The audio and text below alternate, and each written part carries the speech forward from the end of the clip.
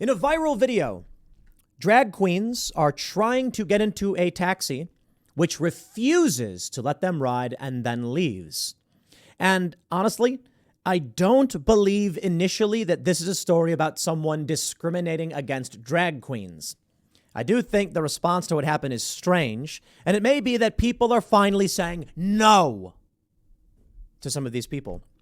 You know, with the Drag Queen Story Hour, with these people writing in academic journals, they're intending to groom children. They wrote that. That's a fact. They literally wrote that in an academic journal. They said they want to get glitter in the carpet that can never be removed. Creepy. I'm wondering if people are now just fed up with the expansion of degeneracy in the United States. Now, I don't mind at all in any way drag performers. Don't care. Literally. Don't care if you dress up like a woman, a fake woman. There's a viral video going around of a morbidly obese drag queen with a bunch of people like throwing money at her as she like gyrates or whatever. And it was going around on Twitter, and I'm like, I don't care about that. It's a bunch of adults doing stupid things. Whatever, man. I've seen stupider. I've seen adults playing with guns and then someone gets hurt. Like, that's dumb. But look, if you like it, I'm more libertarian in that regard. Just keep the kids away from it, okay? It's for adults. That's the problem now. You've got people targeting children. Here's a story from the Daily Mail. Shocking scenes as drag queen is refused service from a taxi driver before being pushed over by a homeless person and collapsing in the street. I don't believe that's what happened. In the video, they say that she passed out. Or I shouldn't say she, because drag queens are not transgender. The drag queen, he, passes out. Look at this, throws something at the cab. Let's play the video. Here's what I think. Let me play it again. Did it freeze? What's going on? Oh, it says that. Let me read that for you. It says, the taxi refused to take the queens. It was really horrible witnessing. Throws. I told you where we was going. Yelling something, I told you where we was going. Here's what I think happened. Cab drivers don't like going to certain places. Now, I don't know where this took place.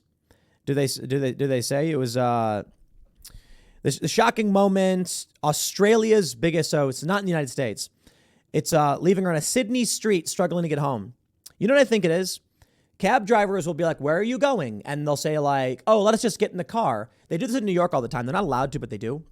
They'll pull up to you, crack the window a little bit and say, where are you going? And you'll go, Brooklyn, and they'll speed off.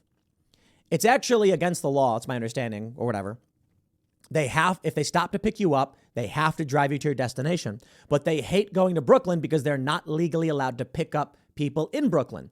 That means they're going to spend 2 hours in traffic there and back, and they're only get one fare out of it. So they'd rather just, if you're in Manhattan, you pick someone up on, near Central Park, drive them to Financial District. As soon as you drop them off, someone jumps in and you got your fares, you keep going. The moment someone goes to Brooklyn. So I'm wondering if this is what's happening. Some drag queens are like, we want to go to this neighborhood. And the driver is like, I'm not going to that neighborhood. And then they're like, how dare you? And they throw stuff at them. And then everyone's like, wow, it's because they're drag queens. The story becomes cab driver refuses to drive drag queens instead of cab driver refuses to go to certain neighborhood. Shocking footage shows a cab speeding off before Penny shouts, I just told you where we were going, you effing wit, as she throws her Christian Dior bag at the car. Now, I think the important thing is drag queens typically don't use she, her pronouns because drag is a performance and an identity. So I think they're getting the whole thing muddy and saying she, her. And then you have this here. While waiting for the next taxi, Penny was then pushed over, with footage show her lying on the street before the manager of a nearby bar arrived to help her up. In the video, it says she passed out or something like that. So I don't know if anybody pushed this person, but they're really trying to make this like a discriminatory thing. And it's interesting because James Lindsay had been talking about this, that we're getting close to a point where there's going to be some kind of attack that will make the mainstream international press when a trans person or a drag queen ends up getting attacked. Eventually, the performer was able to get in a taxi.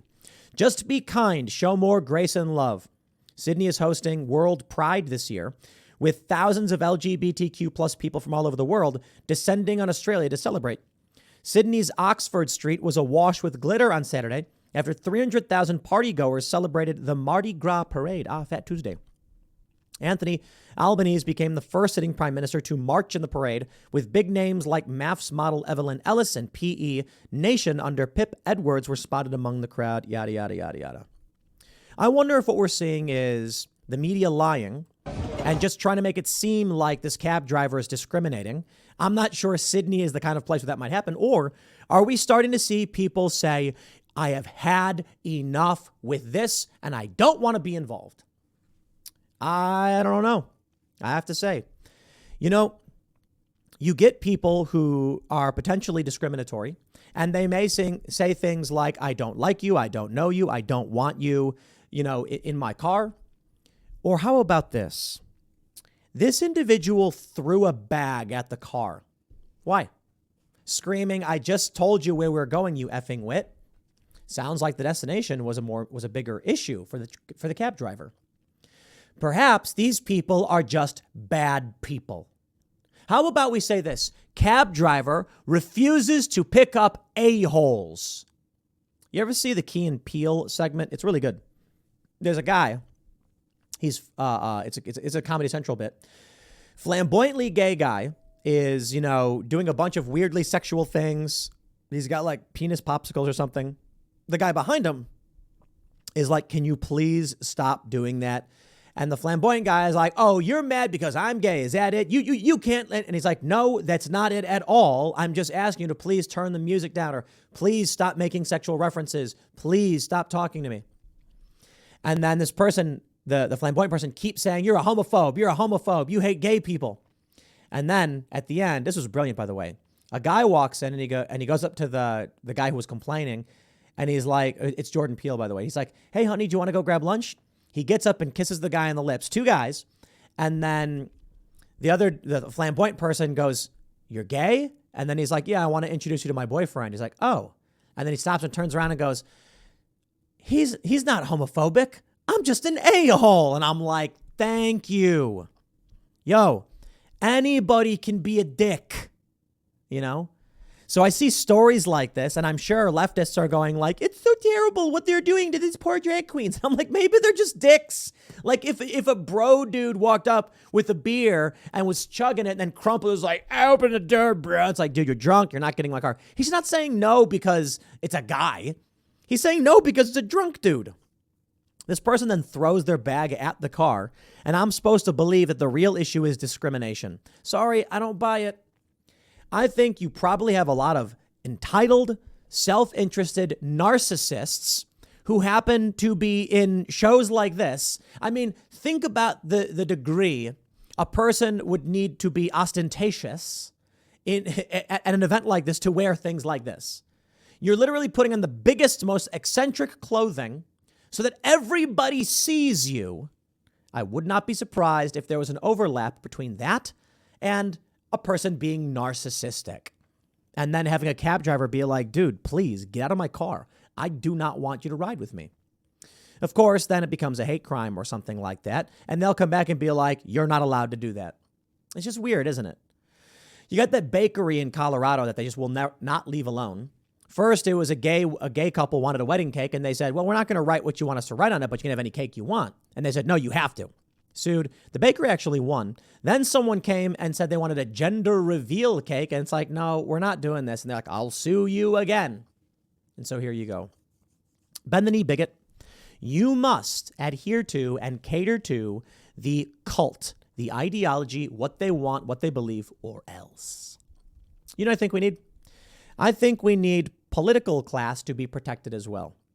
But there's interesting things about this.